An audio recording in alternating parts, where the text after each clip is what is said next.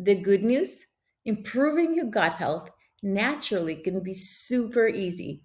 We'll break down everything you need to know about your gut health, how it impacts the rest of your body, what can go wrong, and what's something nobody talks about, how to check its health, and the best part, how to fix it and feel amazing. It's all right here, right now. You don't want to miss this. Joining me as always is my favorite pharmacist and functional medicine practitioner, Vera Mikhalchuk. So let's get the basics out of the way. What is gut health and why is it so crucial? Well, healthy gut health means having a balanced gut flora, also known as the gut microbiome, which is made up of bacteria, fungi, viruses, and other microorganisms living in our digestive system. It's basically like a bustling city. And by the way, did you know that about 70 to 80% of our immune system is located in the gut? No, I never thought about it. Yes, many of those bacteria actually help absorption of essential nutrients, vitamins, and minerals, which are needed for growth and development and overall stronger immune system. It's amazing. You might be eating the right kind of food, but if they don't get absorbed, how good is it? And where do you think this absorption happen? In our gut? Right on the money. And healthy gut microbiome can positively influence our cognitive function, behavior, and mood. Yes, you did mention it in our episode about improving ADHD with food. But how does the balanced gut flora shows up in the kids? I see a lot of kids with food allergies and eczema lately, and these things are linked to the gut flora for sure. I had so many parents coming back over and over again to refill their prescription for steroid cream for eczema, or they've been worrying about their kids' everlasting food allergies, and they have no idea that the root cause can be imbalanced gut flora. Are there any other signs? Some of the most common signs include digestive problems like constipation, diarrhea, bloating, also frequently getting sick, and there could be also behavioral changes like mood swings or difficulty concentrating. But this is the whole different conversation. And if your mom dealing with a child who has autism or ADHD, from functional medicine perspective, good gut health can possibly improve these symptoms. There is also a test that can show what's going on with your gut, which is called gut mapping. So you can find out really if you have any problem with your gut flora. Yes, absolutely. And I think we need to take note of this. This is something that people don't talk about, but you can do gut mapping and really figure out if there's any issues with your tummy. But what about adults? What are the consequences of imbalanced microbiome? In adults, it's a whole different ball game because adults have had a more time for their microbiome to go off track, and that can lead to domino effect of various health issues. Like what? For example, your skin suddenly throwing a tantrum like your toddler does. We're talking about issues like psoriasis or rosacea, all the works. And that's just the surface. Wow. What else? Not enough? Uh, No. so your immune system might start suddenly attacking your own body, causing autoimmune issues like very common rheumatoid arthritis. And don't get me started on mood disorders. Wait, mood disorders from unhealthy gut? Yes, that's right. Ever wonder why some people don't respond well to antidepressant? uh, their gut could be actual the real cause of this problem. And let's not forget mysterious food cravings you get or digestive issues, bloating that comes out of nowhere. Crazy. Yes, your gut is like control center of your body. When it's out of order, everything else can go haywire. Imagine traffic lights suddenly malfunctioning. What would happen? In the words of my little son, lots of ouchies. That's why, yeah, that's why taking care of your gut health is so crucial at any age. So basically, a happy gut means a happy everything. I often hear that you have to balance your gut flora to get a healthy gut. What does it mean?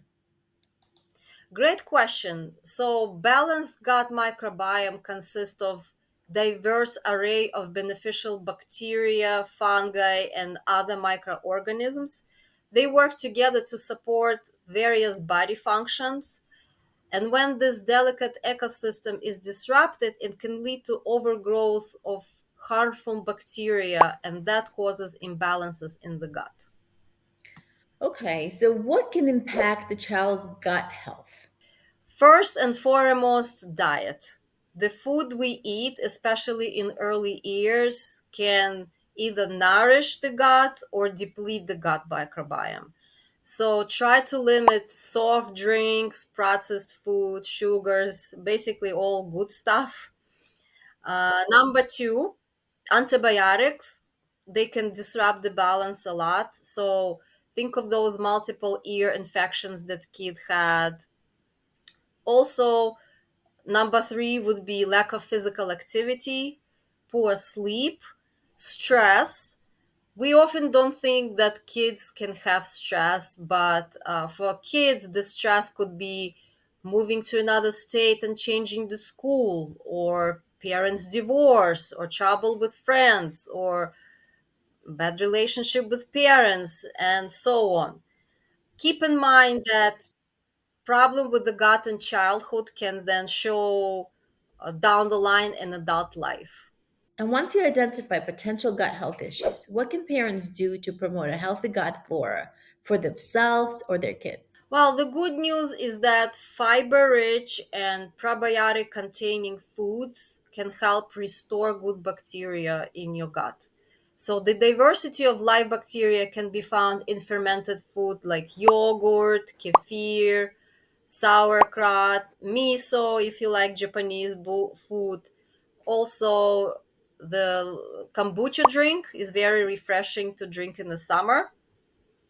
Some brands of apple cider vinegar that have so-called mother, they have live bacteria which you can add to your water in the morning. And ladies, it can even help with your yeast infections. Also, high quality probiotic supplements are very good for your gut. So, introducing probiotic rich foods and supplements can restore the gut's natural balance. Just remember that probiotic supplements are not substitution for a good diet. They are only a placeholder in your gut, and they should not be taken long term. Think veggies, beans, lentils. To get the best gut flora, aim for 20 to 30 different kinds of vegetables per week. Can't get enough vegetables, and we can try to shoot for 30 vegetables, 30 different kinds of vegetables a week. And so, if you basically what you're saying, if you don't get enough diversity in your vegetables, do supplements. Is that right? Right. Yes, this is Okay. the next option. Yes. That's great advice. I'm having a really hard time trying to have my kid eat any vegetables, and the struggle is real. Oh, yeah, I'm sure you're not the only one. So, my advice is lead by example. Children often mimic their parents' behaviors. So, if you eat a juicy apple, maybe your kid will want to eat a juicy apple. Also, get creative. Remember, you made those cute boats with oranges and strawberries? My I kid do. saw the picture and he was like, I want the same. I did those when he went through no fruit phase, and it totally worked.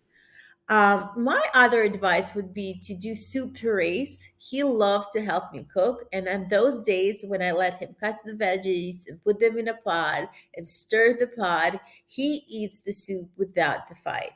So, and I load it up with spinach, with carrots, and all the good stuff. Second advice would be to use maybe cookie cutters to make interesting shapes of your fruits and veggies. That could be really fun for the kids. Thirdly, you can make a homemade ice cream. So you could make something a little bit more healthy. You could put berries, yogurt, banana in there.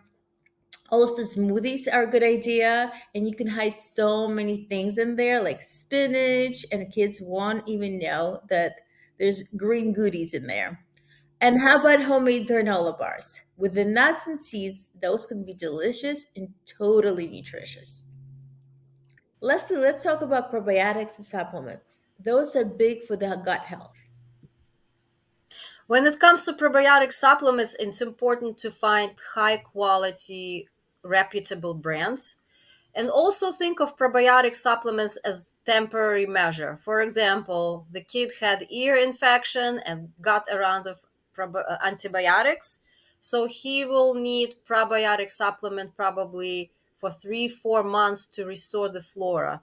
And of course, good nutritious diet is very important too. So consult with healthcare professional to choose the best one for your situation. Thank you guys for spending time with us. We really appreciate it. Thank you for tuning in. It's been a pleasure. Follow us at Daily Vitamin Podcast for more goodness. And remember to hit that like button and subscribe. Bye.